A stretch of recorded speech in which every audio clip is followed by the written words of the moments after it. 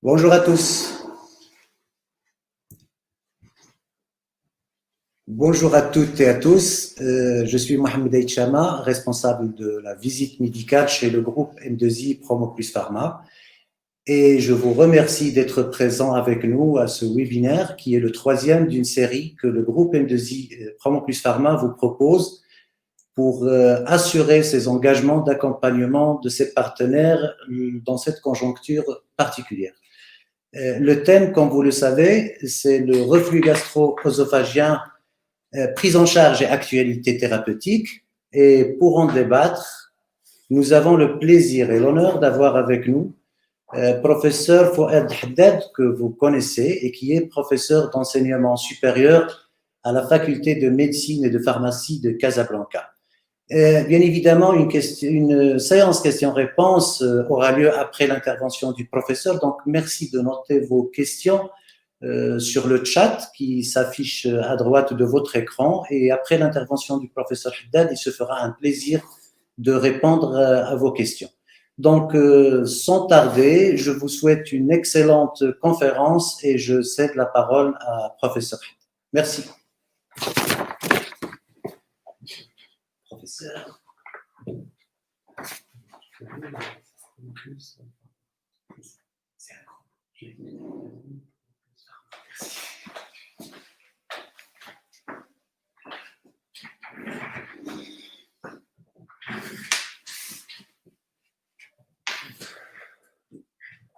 Bonjour, je suis professeur Haddad Fouad, professeur de l'enseignement supérieur à la faculté de médecine et de pharmacie de Casablanca et j'exerce au service de gastroentérologie du CHU Ibn Rushd de Casablanca. C'est avec un grand plaisir que je suis parmi vous aujourd'hui pour débattre du reflux gastro-œsophagien, prise en charge et actualité thérapeutique. Je profite également de cette occasion pour remercier les laboratoires M2I, Promo Plus Pharma, qui nous ont permis de nous réunir aujourd'hui.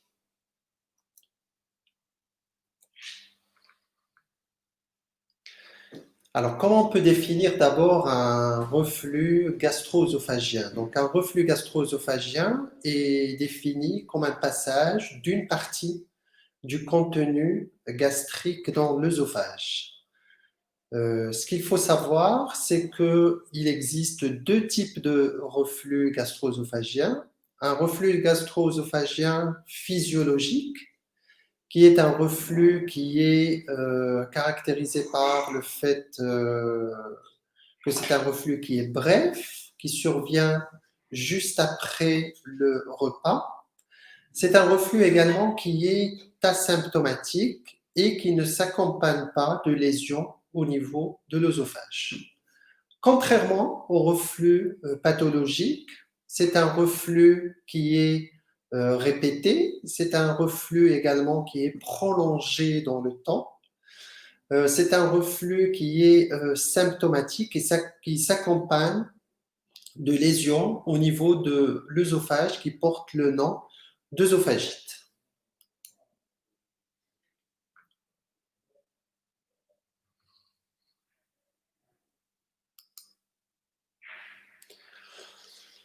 Alors, sur ce modèle de l'iceberg, ce qu'il faut retenir, c'est que la plupart des patients qui présentent un reflux gastro-œsophagien, vous voyez, de l'ordre de 75%, ce sont des patients qui ne consultent pas ou qui vont faire ce qu'on appelle l'automédication. Par contre, 25% des patients vont consulter soit le médecin généraliste, soit ils vont consulter un médecin spécialiste, parce que ceci, je vais le dire par la suite, le reflux gastro-œsophagien peut s'accompagner de manifestations digestives, certes, mais il s'accompagne également de manifestations extra-digestives.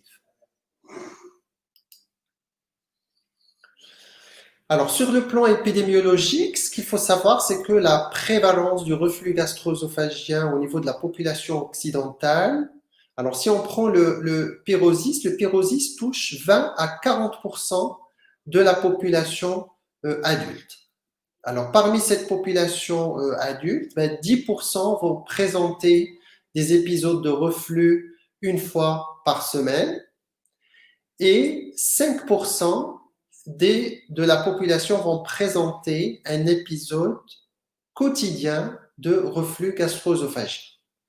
Alors, l'œsophagite, à un taux moindre, touche 2% de la population adulte et 10% des patients qui vont présenter une œsophagite. Uniquement 10% des patients vont présenter des complications comme une œsophagite.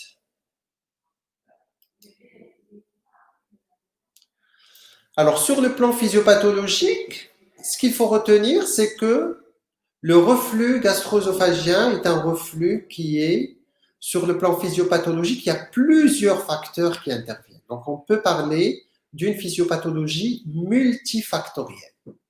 Alors, ce qu'il faut savoir, c'est qu'à l'état normal, la continence du cardia empêche le contenu gastrique de refluer dans l'œsophage, malgré un gradient de pression entre le thorax et l'abdomen qui est favorable à ce reflux.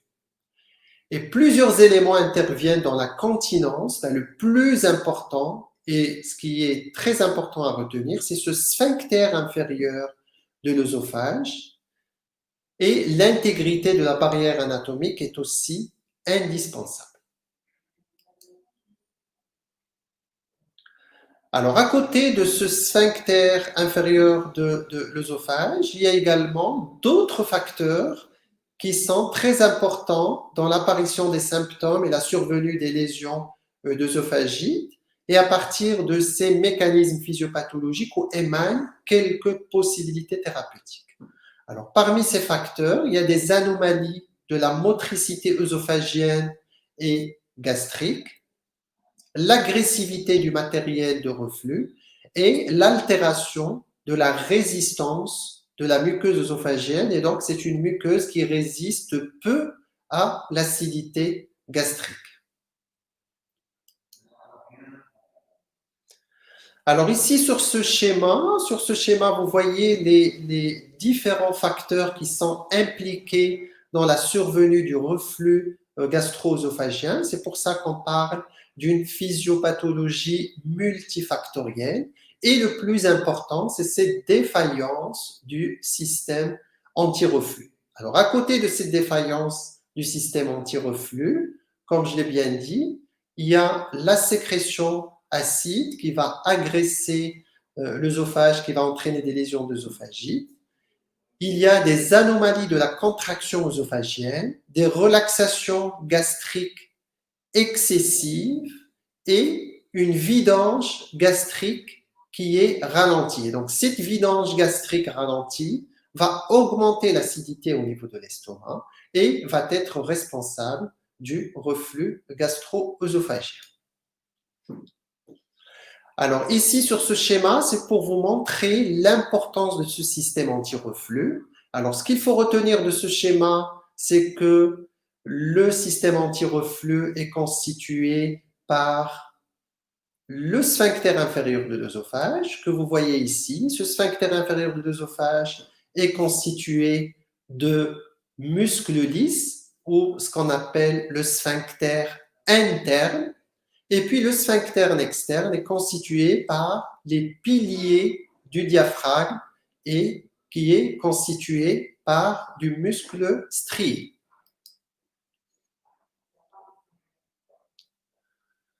Alors, à côté de cette défaillance du système anti-reflux que vous voyez ici, il y a également un autre mécanisme qui intervient, ce sont ces relaxations anormalement fréquentes et transitoires du sphincter inférieur de l'œsophage et qui sont indépendantes de la déglutition.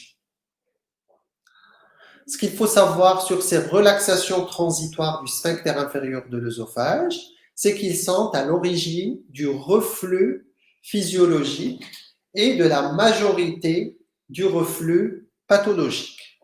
Alors, le mécanisme exact jusqu'à présent n'est pas bien connu. Il fait intervenir plutôt un réflexe vago-vagal et ces relaxations transitoires sont responsables de 80% des reflux gastro-œsophagiens. Alors, ces relaxations transitoires concernent les RGO de gravité faible ou moyenne, surtout les reflux qui surviennent en post-prandial. Alors, il y a également une autre composante qui est représentée par l'hernie hiatale par glissement. Alors, l'hernie hiatale par glissement, comment on peut la définir? Elle est définie par l'ascension intrathoracique de l'œsophage abdominal et une partie plus ou moins importante de l'estomac. Alors, ce qu'il faut savoir concernant l'hernie hiatale par glissement, elle n'est pas nécessaire ni suffisante pour provoquer le reflux gastro-œsophagien. Cependant, elle joue un rôle aggravant du reflux gastro-œsophagien.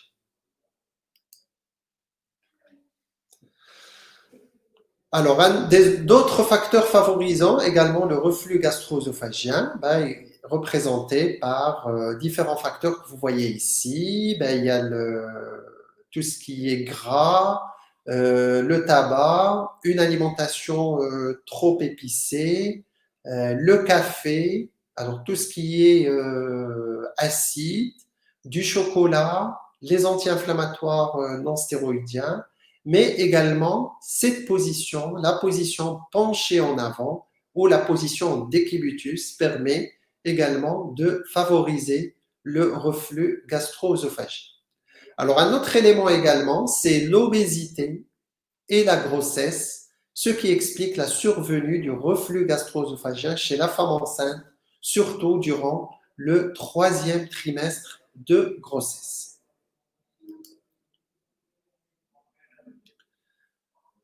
Alors, il faut profiter de l'occasion du mois de Ramadan pour dire que le reflux s'accentue durant ce mois de Ramadan. Alors, ceci est dû au fait que le mois de Ramadan est caractérisé par un changement de l'horaire, de la fréquence et de l'abondance, ainsi que de la composition des repas. Alors, ce changement peut, chez certains sujets, altérer les mécanismes de défense anti-reflux. Alors, il y a une consommation exagérée durant ce mois de l'amande, de la caféine, du chocolat et des graisses, qui sont des aliments consommés en quantité importante et qui sont susceptibles de diminuer la pression du sphincter inférieur de l'œsophage. Et donc, le fait de diminuer la pression au niveau du sphincter inférieur de l'œsophage, ils vont favoriser le reflux gastro-œsophagien.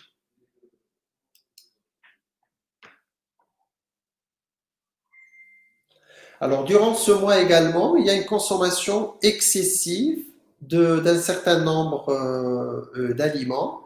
Et l'étude de la pH-métrie gastrique au cours du mois de Ramadan montre une augmentation de l'acidité gastrique sur 24 heures.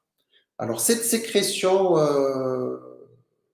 acide gastrique est expliquée essentiellement par l'hypoglycémie et la sécrétion d'acide pepsine augmente de façon significative.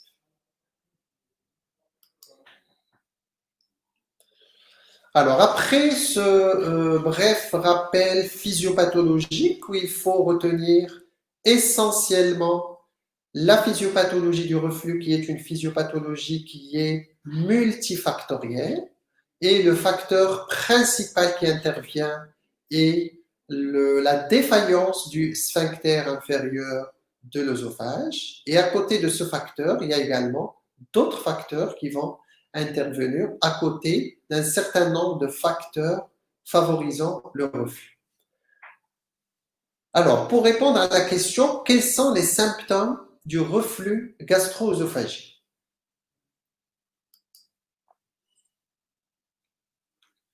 Alors, en ce qui concerne les signes cliniques, retenez que le reflux gastro-œsophagien peut être révélé soit par des symptômes digestifs, surtout par des symptômes digestifs, je veux dire, mais ces symptômes digestifs peuvent être typiques comme ils peuvent être atypiques. Alors, les symptômes digestifs typiques, retenez qu'il y a 3 symptômes. Tout d'abord, le pyrosis. Le pyrosis qui est défini par une brûlure rétrosternale ascendante. C'est ce qu'on appelle en arabe l'harqa. Alors, les régurgitations acides, contrairement au pyrosis, c'est une remontée, pas de brûlure, mais du contenu gastrique sans effort de vomissement. Alors, le troisième signe digestif typique du reflux gastro-œsophagien, c'est le caractère postural ou le caractère postprandial. Alors, je m'explique concernant le caractère postural. C'est le reflux ou le pyrosis ou les régurgitations qui vont s'accentuer lors de la position antéfléchie ou en décubitus. Alors, pour les symptômes digestifs, à côté de ces symptômes digestifs typiques, retenez également qu'il existe des symptômes digestifs atypiques. Ils vont représenter moins de 50% des signes cliniques, représentés essentiellement par la douleur épigastrique et par la dyspepsie. Et tout à l'heure, quand on va faire la démarche diagnostique, vous allez voir quel est l'intérêt de séparer les symptômes digestifs typiques des symptômes digestifs atypiques.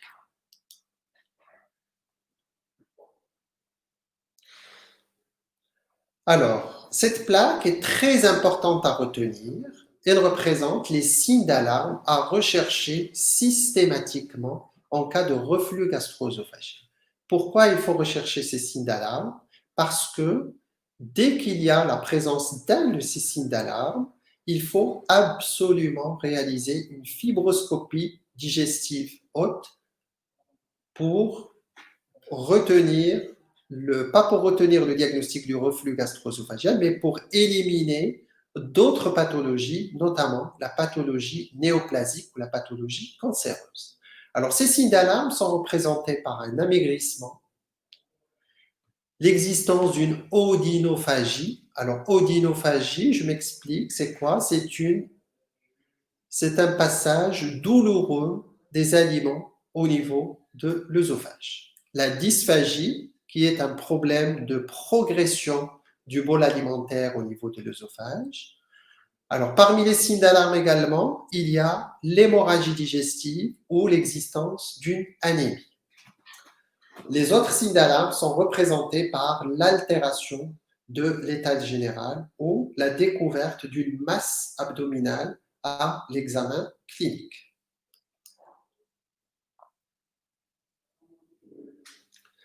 Alors, à côté de ces manifestations digestives, il faut retenir également qu'il existe des manifestations extradigestives du reflux gastro-œsophagien.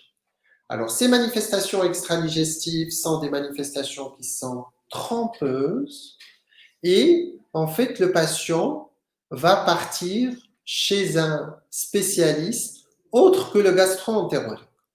Alors, ces manifestations sont soit des manifestations ORL, des manifestations respiratoires ou des manifestations cardiaques, notamment des douleurs thoraciques. Alors, il faut savoir également que le reflux peut être incriminé dans la pathologie, dans la pathogénie d'érosion dentaire. Alors ici, sur cette plaque, vous avez les signes atypiques extradigestifs représentés par les manifestations ORL. Et donc, vous voyez, ces manifestations sont multiples. Retenez ces apnées obstructives nocturnes qui peuvent révéler un reflux gastro-œsophagien, un érythème ou un œdème interarythmoïdien qui peut expliquer également, qui peut être expliqué par le reflux gastro-œsophagien. Alors, parmi les manifestations pulmonaires, vous voyez une toux nocturne qui persiste. Il faut rechercher un reflux gastro-œsophagien, une dyspnée asthmatiforme, une toux chronique. Et parmi les manifestations cardiaques, vous voyez ces douleurs pseudo-angineuses et cette douleur thoracique rétrosternale. On est tous d'accord, bien sûr, avant d'incriminer le reflux gastro-œsophagien, il faut absolument éliminer en urgence un problème cardiaque. Alors, sur ce schéma, c'est juste pour vous montrer ces manifestations ORL, notamment, regardez ici sur ce schéma, ces érosions dentaires dues à l'acidité du reflux gastro-œsophagien.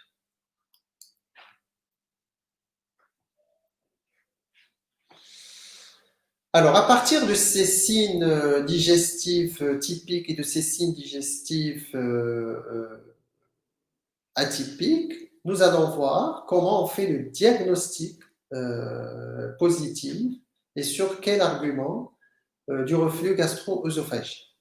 Alors avant, il faut savoir d'abord que le reflux gastro-œsophagien peut entraîner des troubles du sommeil et donc à partir de ces troubles du sommeil, le patient va rendre son sommeil moins réparateur et donc c'est un patient qui va présenter une somnolence diurne.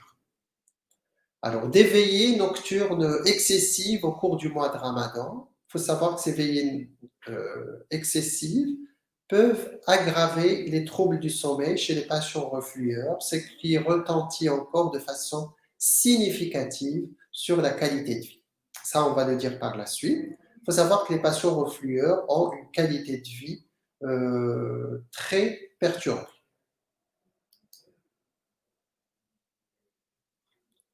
Alors, à l'issue de ces manifestations cliniques que je vous ai présentées, ces manifestations, on peut se résumer et dire qu'on est devant deux situations.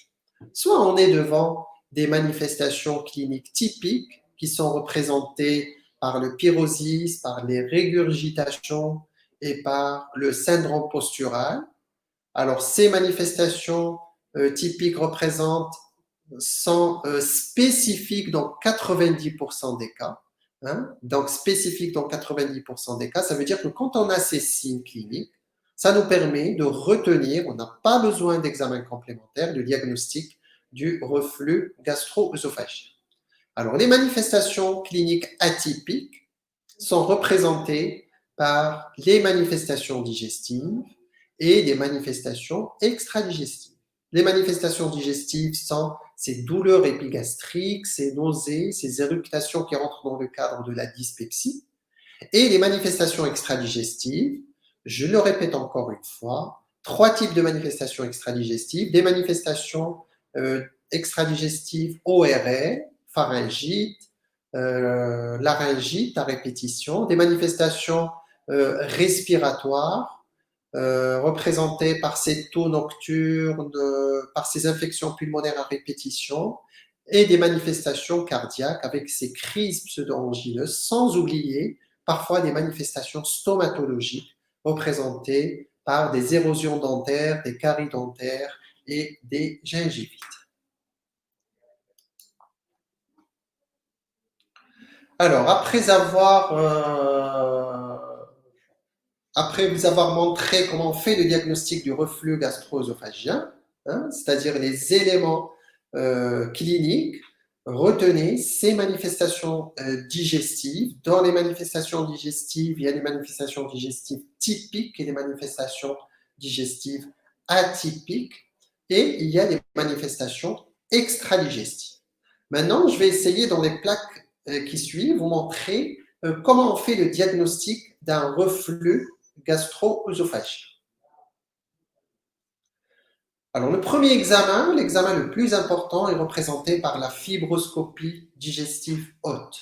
Cette fibroscopie digestive haute permet de montrer l'existence ou non d'une œsophagite. L'absence d'œsophagite ne permet pas d'éliminer le diagnostic du reflux gastro-œsophagien. Elle permet également de nous dire la sévérité de l'œsophagite.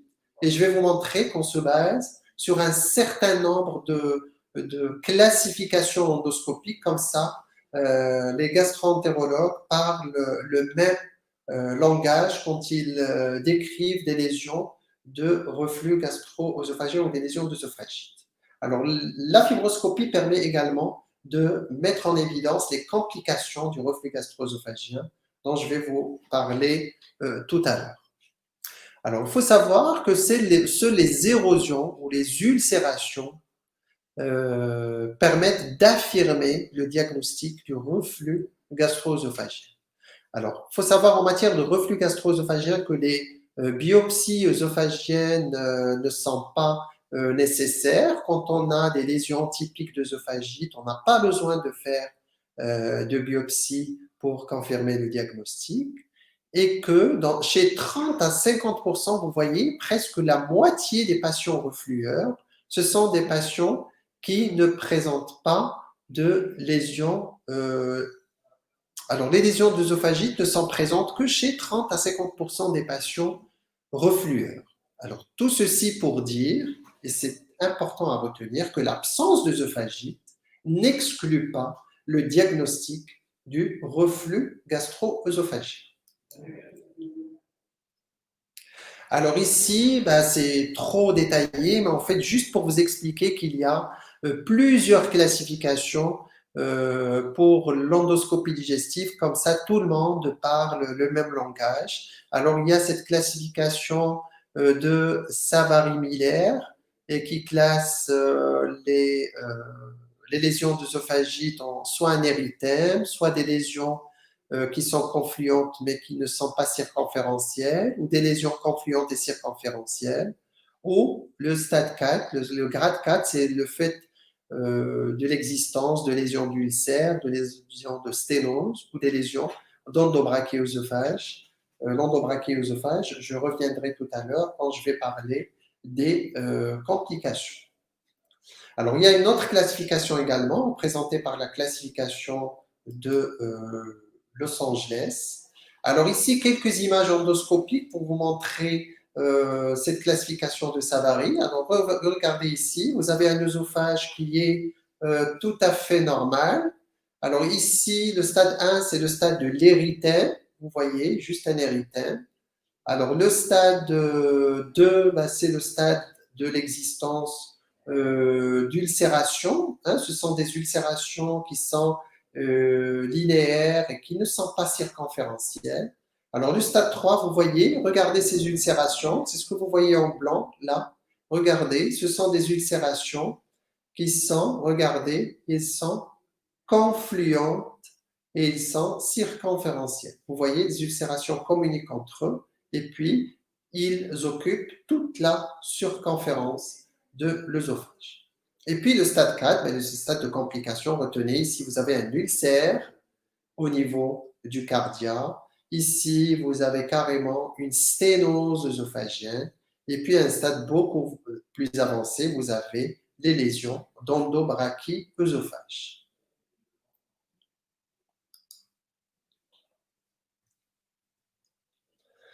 Alors, toujours en matière de classification, en matière de fibroscopie digestive haute, la dernière conférence, quoique elle est ancienne, du reflux gastro-œsophagien, qui date de 1999, c'est la conférence de consensus de Paris, et qui a donné une classification beaucoup plus simple.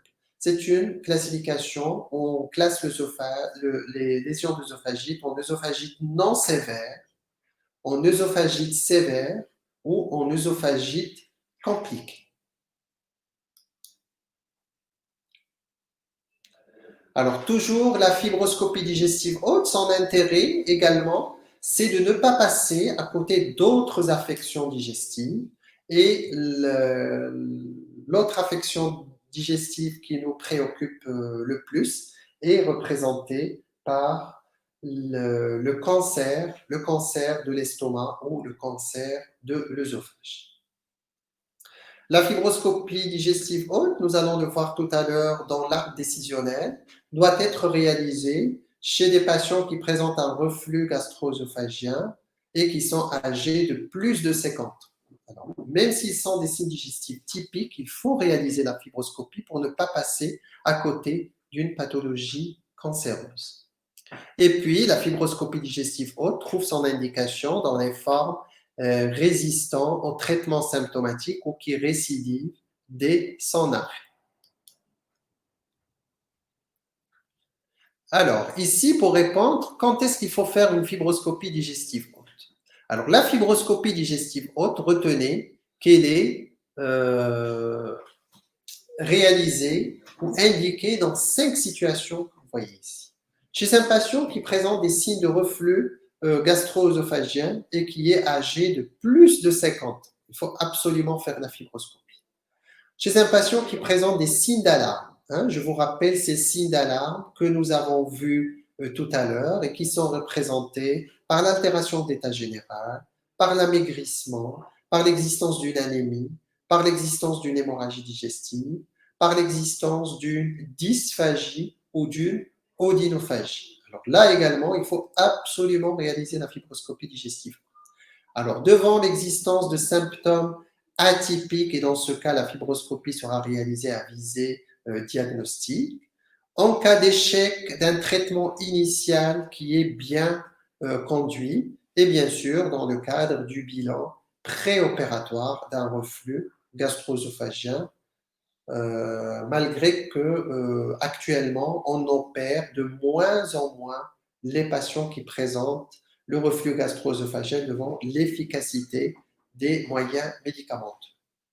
Et donc, pas nécessaire, la fibroscopie n'est pas nécessaire en cas de symptômes typiques chez des patients âgés de moins de 50 ans et bien sûr en l'absence de signes d'alarme. Donc, ceci est très important à retenir. Quand vous recevez un patient dans votre cabinet qui présente des symptômes digestifs typiques, je rappelle ces symptômes digestifs typiques, c'est le pyrosis, les régurgitations, ce syndrome postural, chez des patients qui sont âgés de moins de 50 ans, qui ne présentent aucun des signes d'alarme dont je vous ai parlé tout à l'heure. Alors, chez ces patients, il faut retenir le diagnostic de reflux gastro-œsophagien et on n'a pas besoin de réalisation d'une fibroscopie digestive haute. Alors, la pH-métrie, un petit mot pour dire que la pH-métrie, bien sûr, quand elle est demandée, elle doit être réalisée après arrêt de tout traitement antisécrétoire, au moins une semaine pour les inhibiteurs de la pompe à protons. Alors, c'est un enregistrement prolongé sur 24 heures. Alors, la pH-métrie permet de nous donner une idée sur l'exposition acide de l'œsophage ou le pourcentage de temps au-dessous du pH égal à 4 et permet d'analyser les relations entre les symptômes et les épisodes de reflux. Alors, la spécificité de la pH-métrie est de l'ordre de 85 à 90% et sa sensibilité est de 90% en cas d'œsophagite et 70% dans les formes sans lésion œsophagienne pour vous montrer l'intérêt également de cet examen, mais qui vient en deuxième intention.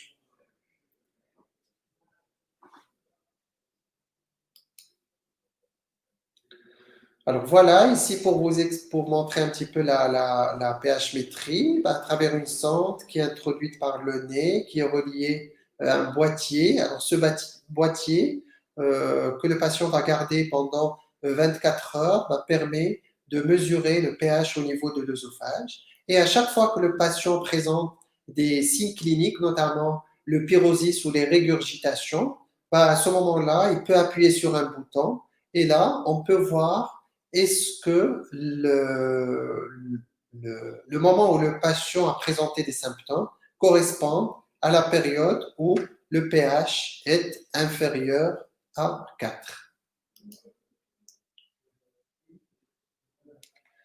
Alors, la pH-métrie, bien sûr, c'est une sonde naso-œsophagienne conventionnelle. Donc, cependant, le problème de cet examen, c'est cet inconfort nasal et les patients ont tendance à limiter leur activité pendant l'enregistrement par la pH-métrie. Alors, donc pour se résumer, et c'est très important cette stratégie diagnostique. Alors, on est devant deux situations. Soit le patient présente des signes typiques. Je rappelle encore ces signes typiques. régurgitation et pyrosis chez un patient de moins de 50 ans. Et dans ce cas, on n'a pas besoin d'examen complémentaire et le diagnostic du reflux est un diagnostic qui est retenu et on peut commencer un traitement médical. Alors, si bien sûr, après un traitement, le reflux persiste, ben, c'est à ce moment-là où il faut réaliser la fibroscopie digestive. La deuxième situation, ben, on est devant des symptômes digestifs atypiques. Hein. Rappelez-vous de ces symptômes digestifs atypiques, ces douleurs épigastriques, cette dyspepsie ou l'existence de manifestations extradigestives. Hein. Ces manifestations extradigestives sont représentées par des signes pulmonaires, des signes cardiaques ou des signes ORL. Alors, quand on a également un patient âgé de plus de 50 ans ou quand il y a des signes d'alarme, dans ce cas, on ne peut pas retenir directement le diagnostic du reflux gastro-œsophagien. Par contre, il faut réaliser la fibroscopie digestive haute. Alors, on a parlé tout à l'heure des complications du reflux gastro-œsophagien, tout l'intérêt, pourquoi il faut traiter le reflux gastro-œsophagien.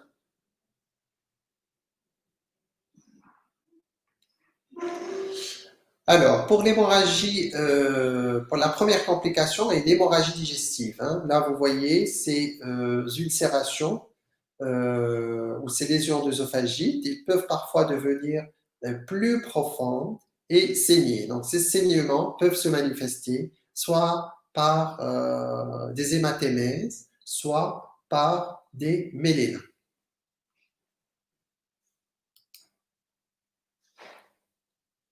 Alors, la deuxième complication, c'est la sténose. Hein, vous voyez, vous vous rappelez de cette classification dont je vous ai montré, et le stade 4 de cette classification, c'est l'existence d'une sténose. Donc, cette sténose va se manifester sur le plan clinique par une dysphagie. Hein, vous voyez ici l'aspect endoscopique, et là, vous voyez l'aspect radiologique avec cette sténose qui est régulière en queue de radis au niveau du bas de l'œsophage. Alors, l'autre complication est représentée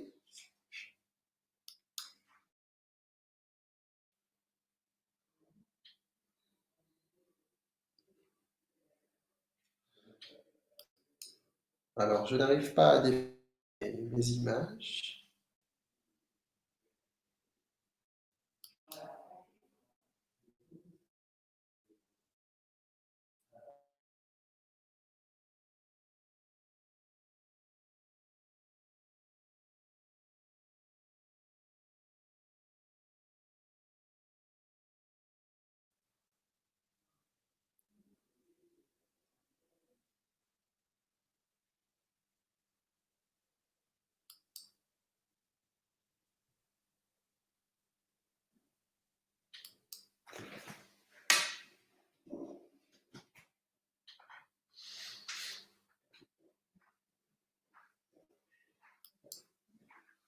Je n'arrive pas à défiler les... Excusez-nous, c'est un problème technique. On va essayer de le régler tout de suite. Alors, c'est bon, c'est réglé. Alors, après la sténose peptique, il y a l'endobrachioœsophage représenté par l'œsophage de Barrett. Alors, l'endobrachioœsophage, par définition, c'est une métaplasie intestinale. Ça veut dire une transformation des cellules au niveau de l'œsophage. C'est une métaplasie intestinale de l'épithélium du bas œsophage. Alors, voici les lésions qu'on va voir endoscopiquement, des lésions de l'endobrachioœsophage.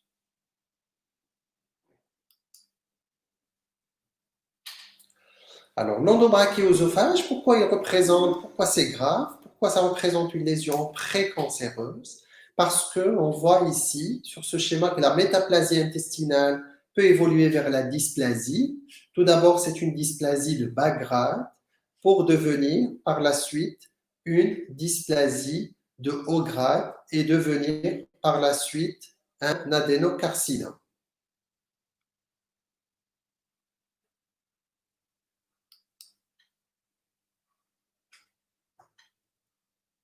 Alors ici, une image endoscopique pour vous montrer l'évolution de l'endobrachioœsophage. Alors pourquoi cette évolution est grave?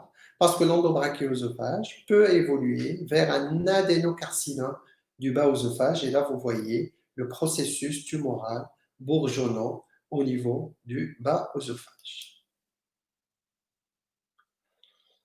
Alors, la question la plus importante, quelles sont les possibilités thérapeutiques en matière de reflux gastro-œsophagien?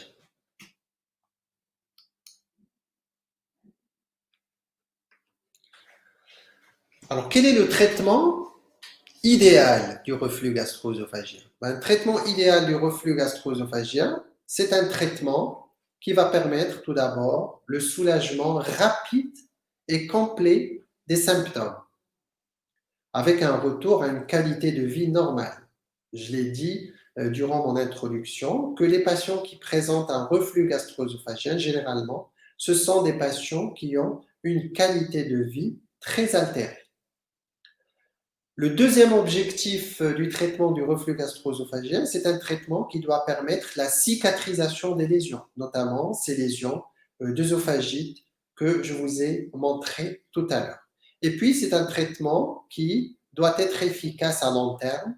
Pourquoi il doit être efficace à long terme? Pour prévenir les récidives du reflux gastro-œsophagien et prévenir et traiter également les complications du reflux gastro-œsophagien.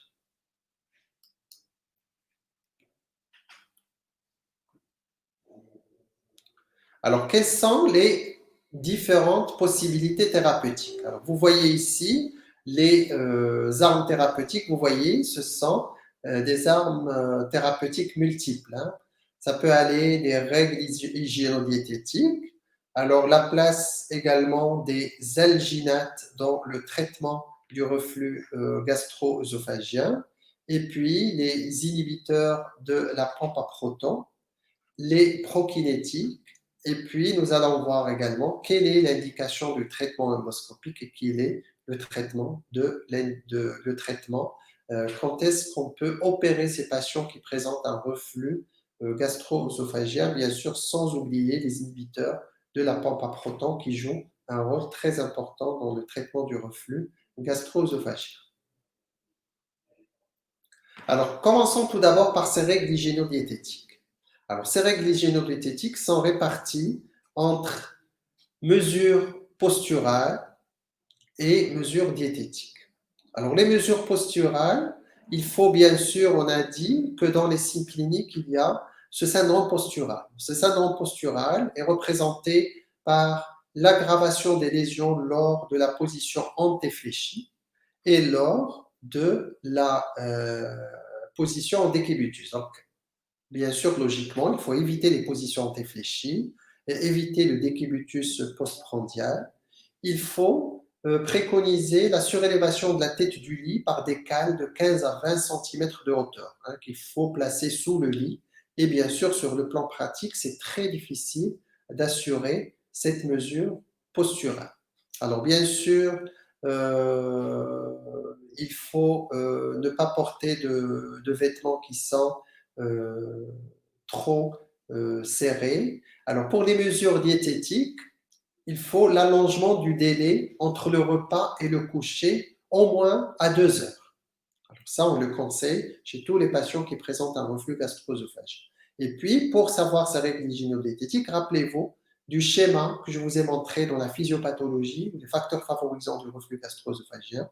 Mais il faut éviter les repas riches en graisse, éviter le chocolat, éviter les jus de fruits, éviter le café également quand c'est possible, éviter les épices, les boissons gazeuses.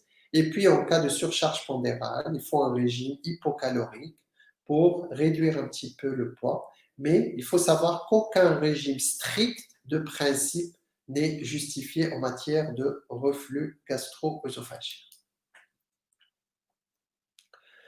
Alors, il y a un certain nombre de médicaments également qui peuvent favoriser le reflux gastro-œsophagien et qu'il faut éviter également, notamment les anti-inflammatoires non stéroïdiens, des médicaments utilisés par les pneumologues, la théophilie, les bêta-mimétiques, les inhibiteurs calciques.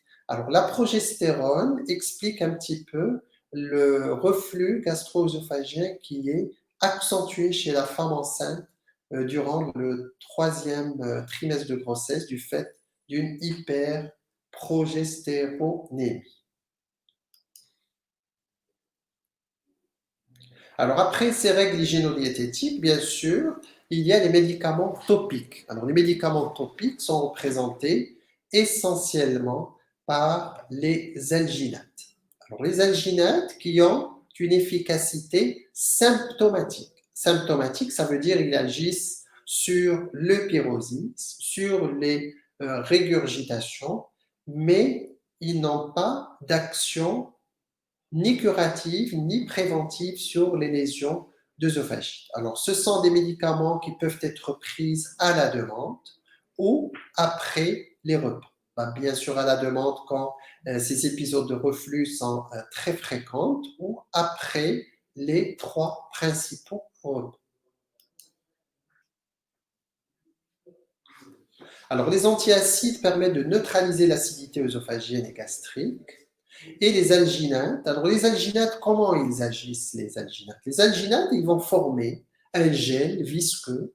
Ce gel visqueux va surnager au niveau du contenu gastrique et va permettre ainsi de protéger la muqueuse œsophagienne lors des épisodes de reflux. Et donc, lors des épisodes de reflux, c'est surnageant qui va remonter en premier et qui va protéger la muqueuse œsophagienne de l'acidité gastrique.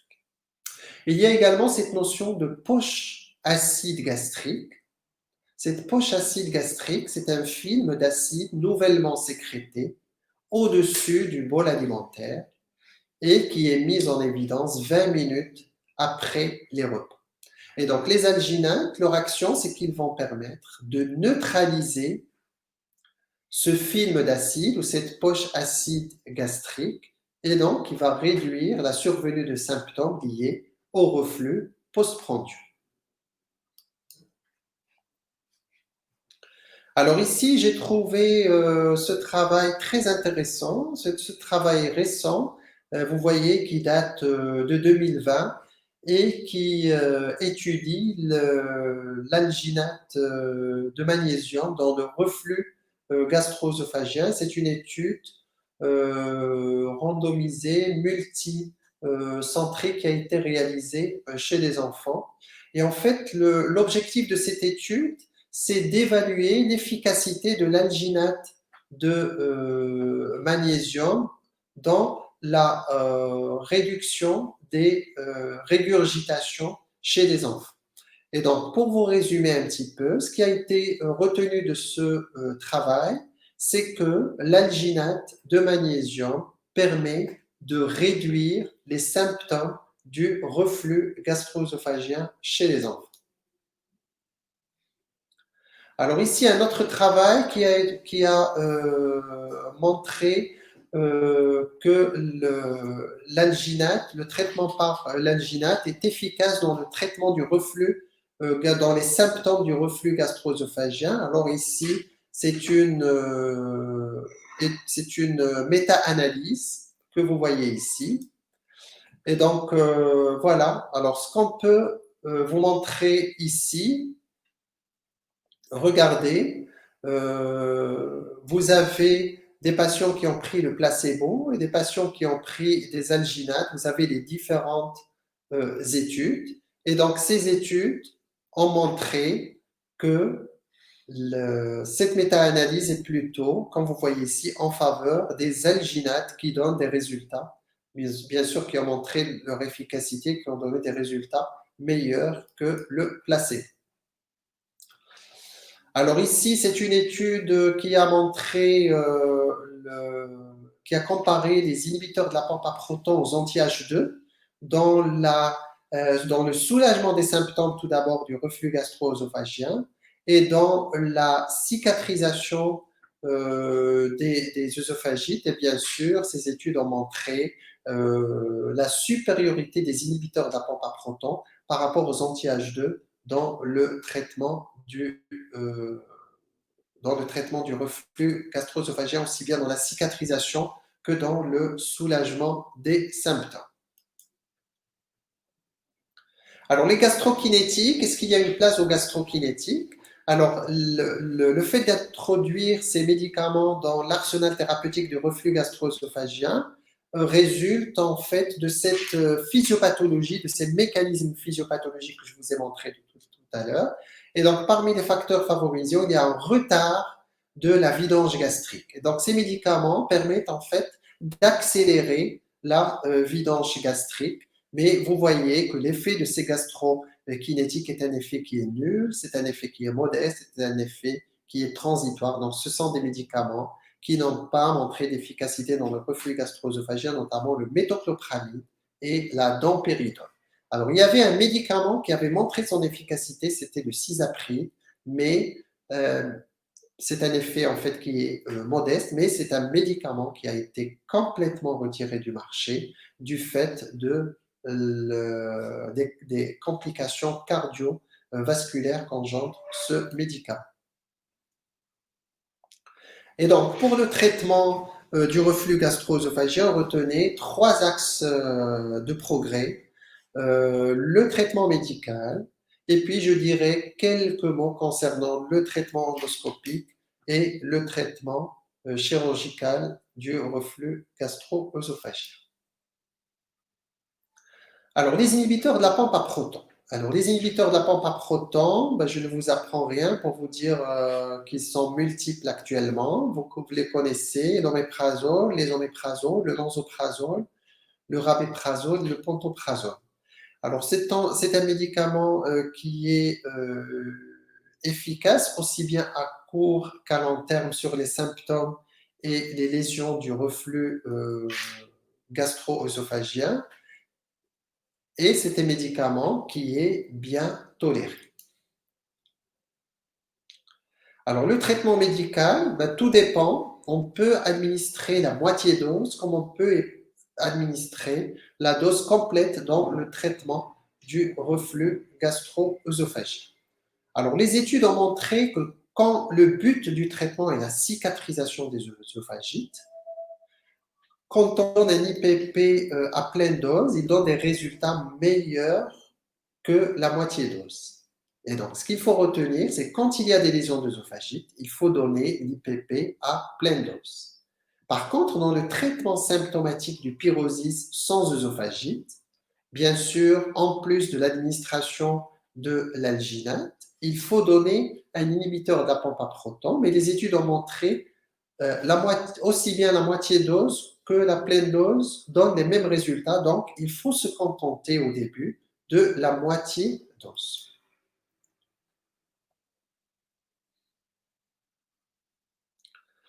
Alors ici, vous avez une étude, 3 essais randomisés en double aveugle qui ont concerné plus de 2500 patients concernant le soulagement du pyrosis et il n'y a pas de différence significative entre les différents IPP et plus de 60% des patients ont été soulagés après 4 semaines de traitement.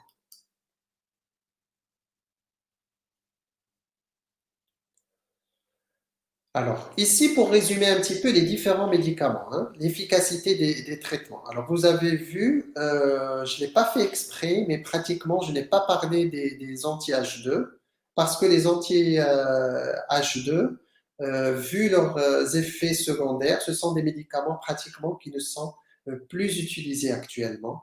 Donc, pour le traitement du reflux gastro-œsophagien, on utilise soit les alginates, et également les inhibiteurs de la pompe à protons. Donc, vous voyez que les alginates agissent essentiellement pour soulager les symptômes du reflux gastro-œsophagien. Pas de place dans la cicatrisation et pas de place dans la prévention des rechutes. Par contre, les inhibiteurs de la pompe à protons, efficacité sur les symptômes, efficacité sur la cicatrisation et également, c'est un traitement qui peut être administré par la suite pour prévenir les rechutes chez des patients qui présentent plusieurs épisodes de reflux gastro-œsophagien. Alors tout à l'heure, j'ai parlé de cette poche gastrique qui se constitue au-dessus des aliments. Et là, c'est une étude qui a montré que cette poche acide, aussi bien la taille que le degré d'acidité de cette poche acide est réduit quand on donne des inhibiteurs de la pompe à proton. Alors ici, c'est un autre travail que je voulais partager avec vous et qui montre la pratique des médecins espagnols dans le traitement du reflux gastro-œsophagien, notamment dans cette association d'inhibiteurs de la pompe à proton avec les alginates et les antiacides. Et donc, ce qui ressort de ces études et ce que vous voyez ici, c'est que l'administration d'un inhibiteur de la pompe à proton associé à l'alginate, surtout pour le pyrosis et pour les régurgitations, cette association a été faite dans le but d'augmenter l'action des inhibiteurs de la pompe à proton. Quand il y a une persistance des symptômes également, on associe ces deux médicaments. Et puis, vous voyez ici, c'est pour éviter d'augmenter les doses des inhibiteurs de la pompe à proton. C'est pour ça qu'on associe les alginates aux inhibiteurs de la pompe à proton.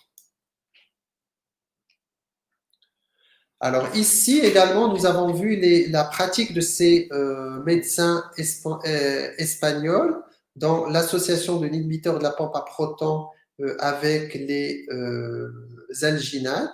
Alors ils administrent les alginates et on a ceux qui la donnent généralement toutes les 8 heures, ça veut dire 3 fois par jour, mais retenez que la plupart des pratiques, on la donne soit 3 fois par jour, soit à la demande quand les symptômes sont très fréquents.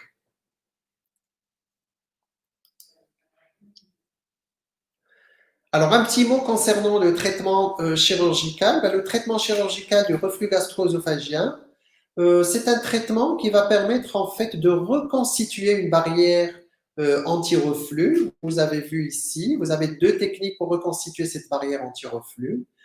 Retenez que ce traitement chirurgical est de moins en moins utilisé actuellement avec le développement des inhibiteurs de la pompe à proton et puis actuellement dans des services bien spécialisés, c'est une chirurgie qui est réalisée par voie cœlioscopique.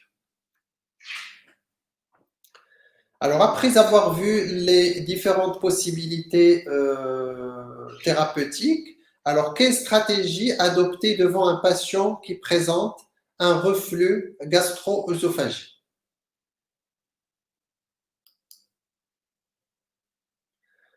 Alors, on est devant 3 situations en pratique.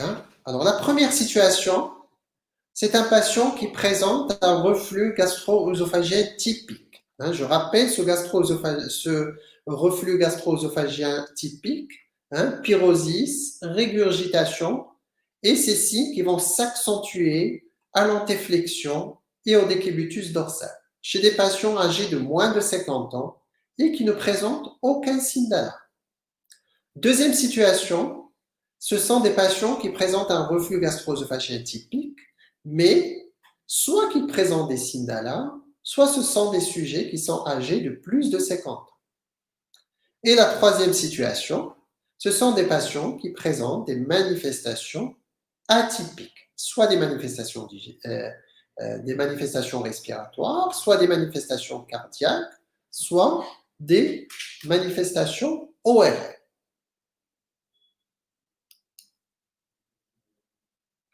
Alors, devant la première situation, que je rappelle encore une fois, reflux gastro-œsophagien typique, pas de signe d'alarme, sujet de moins de 50 ans, vous voyez sur ce schéma, l'endoscopie initiale n'est pas nécessaire. Il n'y a pas d'indication à l'endoscopie initiale. Dans ce cas, on donne les inhibiteurs de la pompe à proton à la dose de 20 mg par jour pendant 4 semaines.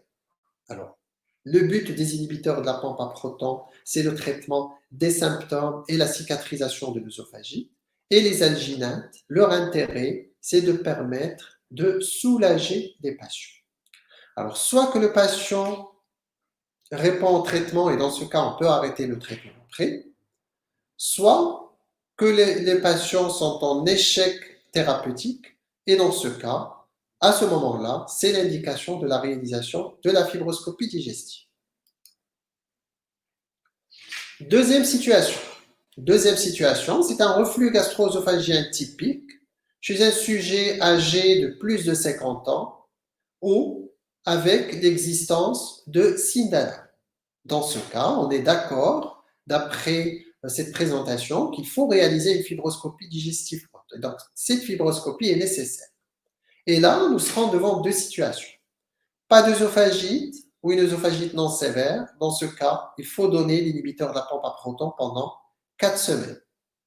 Soit le patient va répondre et on peut l'arrêter, soit le patient est en échec et dans ce cas, il faut soit augmenter la dose, soit contrôler endoscopiquement. Bien sûr, le contrôle endoscopique est obligatoire.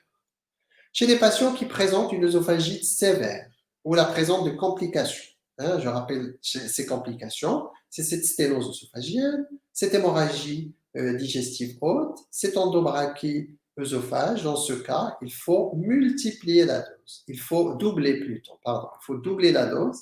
L'inhibiteur de la pompe à protons, 40 mg pendant 8 semaines. Vous voyez, on double la dose et on double la durée du traitement. Et par la suite, bien sûr, il faut faire un contrôle endoscopique qui est obligatoire. Troisième situation, quand on a des manifestations atypiques. Quand on a des manifestations atypiques, également l'intérêt de la réalisation de la fibroscopie digestive. Et donc, cette fibroscopie digestive va rechercher des signes indirects du reflux gastro-œsophagien représentés par l'œsophagite. Donc, si on a l'œsophagite, IPP double dose pendant 4 à 8 semaines. Pas d'œsophagite, dans ce cas, il faut réaliser la pH-métrie pour avoir plus d'éléments en faveur du diagnostic du reflux gastro-œsophagien. Alors, quelle est la place du traitement en long cours? Le traitement en long cours, 3 indications. Quand on a des rechutes fréquentes ou précoces à l'arrêt du traitement, quand il y a une altération de la qualité de vie, ou bien quand il y a une œsophagite sévère ou compliquée, dans ce cas, on peut laisser le traitement par les inhibiteurs de la pompe à protons en long cours à des doses qui sont adaptées. La deuxième indication, quand il y a des récidives qui sont espacées. Et donc, dans ce cas, on donne ce qu'on appelle un traitement intermittent. Le traitement intermittent, par définition, c'est le traitement qui a entraîné la rémission initiale. Troisième possibilité, c'est ou la troisième indication du traitement en cours, quand il y a des symptômes occasionnels. Ces symptômes occasionnels, dans ce cas, on donne le traitement à la demande du reflux gastro-œsophagien. Ça veut dire qu'à chaque fois que le patient présente un épisode de reflux, il peut prendre des alginates ou un inhibiteur de la pompe à protons ou associer les deux.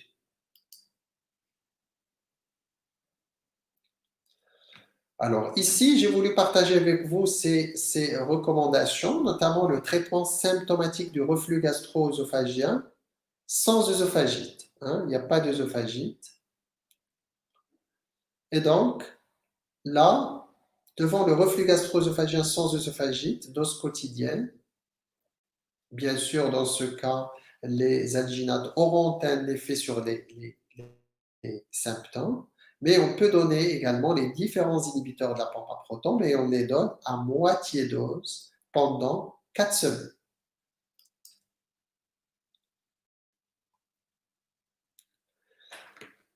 Alors, pour le traitement de l'œsophagite par reflux, dans le traitement de l'œsophagite par reflux, dans ce cas, si on donne les alginates, on va agir uniquement sur les symptômes, mais ils n'ont pas de place dans le traitement de l'œsophagite ou la cicatrisation des lésions d'œsophagite. Dans ce cas, vous voyez, on peut donner les inhibiteurs de la pompe à protons en pleine dose pendant 4 à 8 semaines. Alors, dans le traitement d'entretien et la prévention des récidives de l'œsophagite par reflux gastro-œsophagien, alors vous voyez, on peut donner des inhibiteurs de la pompe à proton à demi-dose. Alors, si demi-dose n'est pas efficace, on peut donner la pleine dose. Et là, on peut la donner pendant une longue durée.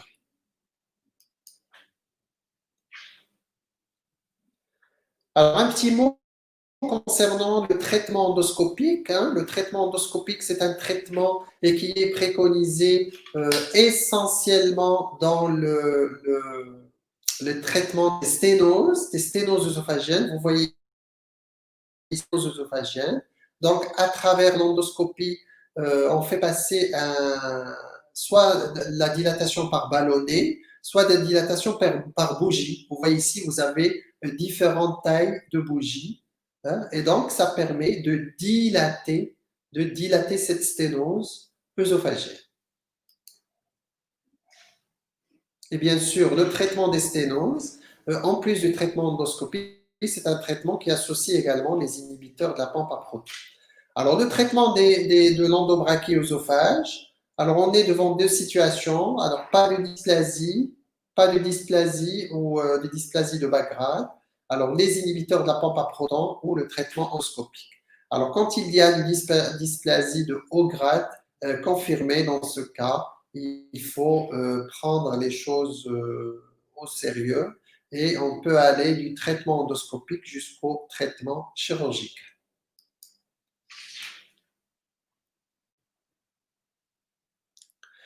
Alors, quelle est l'indication de ce traitement chirurgical? Je vous ai dit tout à l'heure qu'on opère de moins en moins actuellement les patients porteurs de reflux gastro-œsophagien. Quand ce reflux est invalidant, qui résiste au traitement médical bien conduit, quand c'est un reflux qui est récidivant et qui nécessite le recours aux IPP en long cours, notamment chez un sujet jeune ou chez un sujet qui refuse le traitement médical prolongé. Alors, si jamais on indique le traitement chirurgical, il faut toujours privilégier la célioscopie plutôt que la laparotomie.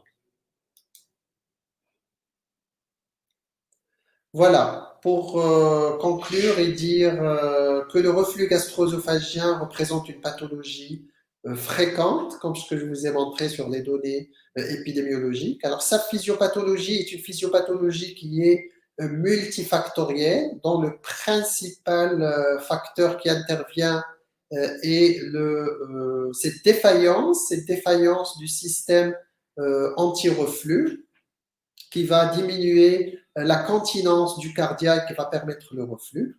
Alors, le diagnostic, vous avez vu que le diagnostic est le plus souvent facile, mais il faut savoir évoquer le diagnostic devant des manifestations atypiques, devant ces manifestations respiratoires, ces manifestations ORS, ces manifestations cardiaques. Vous avez vu que l'endoscopie n'est pas systématique, surtout quand on a des signes typiques du reflux, un sujet de moins de 50 ans avec absence de signes d'alarme, l'endoscopie n'est pas systématique. Alors, l'évolution du reflux gastro-œsophagien est le plus souvent une évolution chronique. Alors, les complications, vous avez vu les complications que je vous ai montrées, sont des complications qui sont rares, mais ce sont des complications quand même qui restent graves, notamment l'endobrachioœsophage qui représente une lésion pré-cancéreuse. Alors, la réduction de l'agression chloridropeptique est très efficace dans le reflux gastro-œsophagien. Il ne faut pas oublier à la fin que la chirurgie, comme ce que je vous ai montré, a des indications, vraiment des indications précises, des indications de moins en moins utilisées actuellement avec le développement des inhibiteurs de la pompe à proton. Voilà, je vous remercie. À la fin de ma présentation je vous remercie d'avoir assisté à cette conférence. Et là, tout de suite, je passerai à la réponse aux différentes questions qui m'ont été posées. Et vous avez des questions.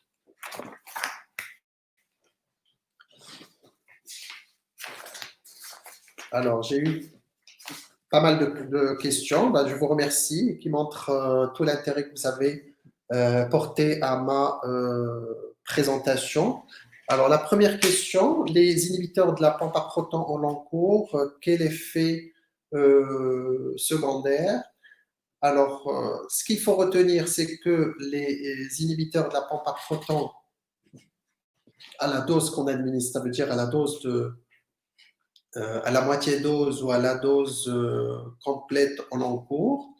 On a vu pas mal d'articles qui parlent d'effets secondaires, notamment plusieurs effets, un effet rénal, le risque de néoplasie gastrique, mais ce sont des effets en fait qui sont obtenus à des doses très importantes, à des doses très élevées d'IPP. Mais à la dose de 20 mg ou la dose de 40 mg, retenez que d'après notre expérience, on peut garder les inhibiteurs de la pompe à protons sans aucun problème. Alors, une autre question. Pour les reflux gastro-œsophagiens inhibiteurs de la pompe à protons dépendants au long cours, quel effet? Dans ce cas, ça rejoint un petit peu la question, ça a été posé par la même personne, le même médecin. Ça rejoint un petit peu la question précédente. Et donc, dans ce cas, on peut laisser les inhibiteurs de la pompe à protons dans le RGO-IPP dépendant, soit la moitié dose, soit la dose complète qui a permis la, la disparition de ces symptômes du reflux gastro-œsophagien. Et on sait, comme ce que je vous ai montré dans l'étude, que ces RGO qui sont IPP dépendants, il faut associer également les alginates pour réduire la dose des inhibiteurs de la pompe à protons qu'on donne. Alors, une très bonne question. Ben, je vous remercie. Quel est l'intérêt de rechercher l'Helicobacter pylori dans le reflux gastro-œsophagien?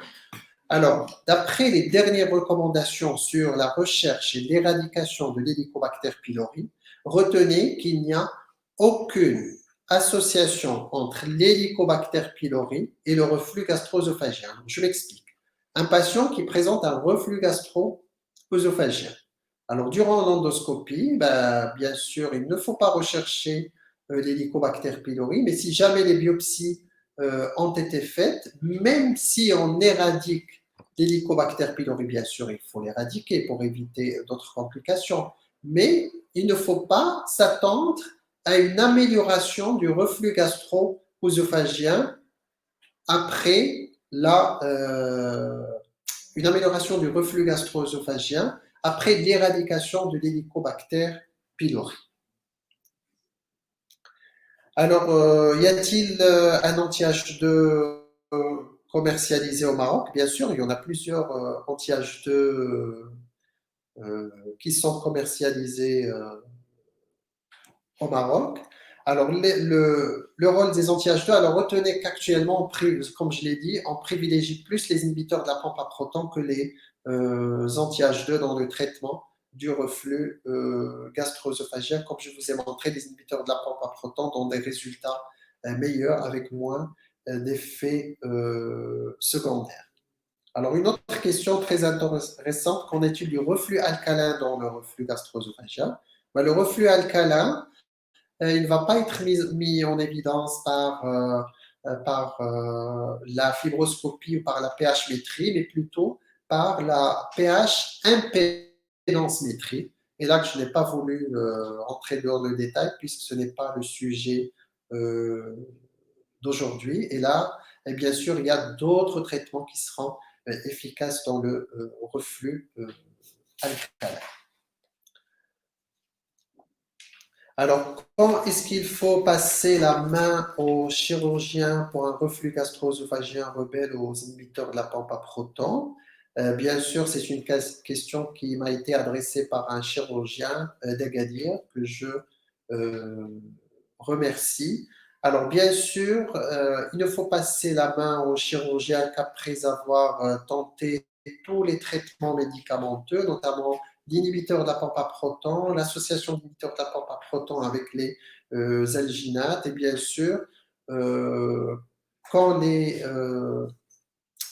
bien sûr, c'est une indication qui doit être discutée avec le patient. Il faut que le patient, bien sûr, soit d'accord. Mais d'après mon expérience, on opère de moins en moins les patients porteurs du reflux gastro-œsophagien. Alors, chez un patient, pour répondre à la question des explorations, quelle place de l'impédance-métrie? Ben, l'impédance-métrie, c'est plutôt quand on recherche le reflux alcalin, et la pH-métrie, ben, quand on recherche le reflux acide. Alors, chez un patient qui présente un RGO et chez qui la pH-métrie montre un pH alcalin, ben, ce n'est pas la pH-métrie, c'est la pH-impédance-métrie. Ben, dans la conduite, comme je vous ai dit, il y a d'autres traitements qu'on peut administrer. Alors, le RGO chez les nourrissons, oui, bah, le RGO est plus fréquent dans les. Et également peut exister chez les enfants, notamment chez les nourrissons. Et dans ce cas, c'est plusieurs attitudes thérapeutiques. Il faut l'épaississement des repas et il faut surtout administrer des alginates après les repas pour essayer un petit peu de traiter ce reflux gastro-œsophagien.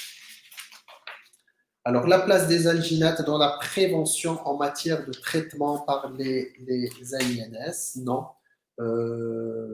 Aucune place des alginates dans la prévention en matière de traitement par les AINS. Donc, dans le traitement, dans la prévention des traitements par les AINS, en fait, ce qu'on préconise, ce sont les inhibiteurs de la pompe à protons.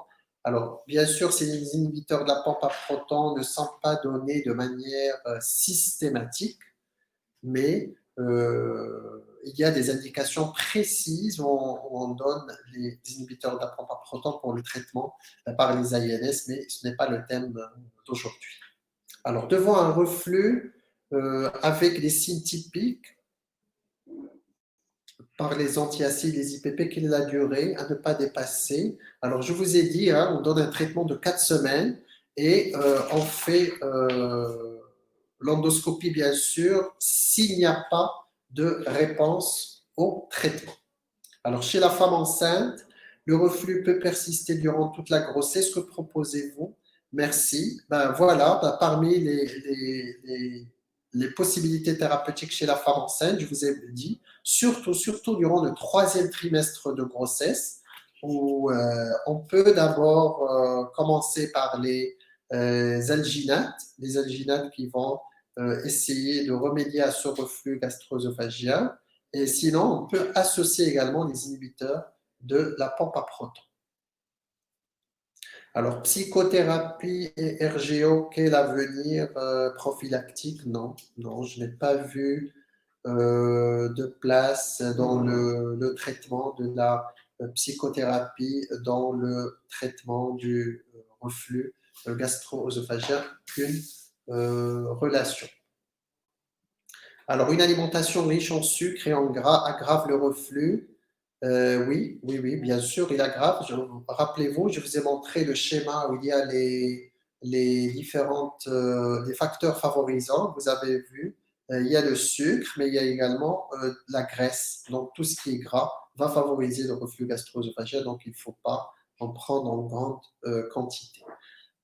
Alors, après un traitement de 8 semaines ou plus avec les inhibiteurs de la pompe à protons, c'est une autre question. Après un traitement de 8 semaines ou plus avec les inhibiteurs de la pompe à protons, est-ce qu'on arrête de manière brutale ou bien progressive? Non, mais s'il y a une réponse thérapeutique aux inhibiteurs de la pompe à protons, on peut arrêter de manière brutale sans aucun problème.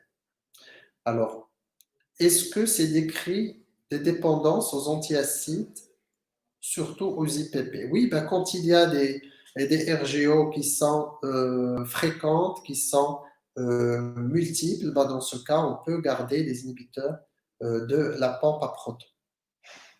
Alors, l'apnée du sommeil et les RGO, quelle relation? Ben, en fait, l'apnée du sommeil, ben, il est expliqué par cette atteinte au niveau du système respiratoire, au niveau du larynx notamment, cette laryngite chronique qui va être responsable des signes cliniques. Alors, est-ce que les IPP en long cours peuvent entraîner une atrophie de la muqueuse gastrique? Oui, ils peuvent entraîner une atrophie de la muqueuse gastrique. Ils peuvent être responsables également d'une hypergastrinémie. Et donc, comment l'éviter? Alors, parmi les moyens de l'éviter, ben, il faut également, pour les patients, et ce sont parmi les recommandations, les patients qui vont prendre les inhibiteurs de la pompe à protons en encours, il faut rechercher cette infection à Helicobacter pylori et il faut l'éradiquer également.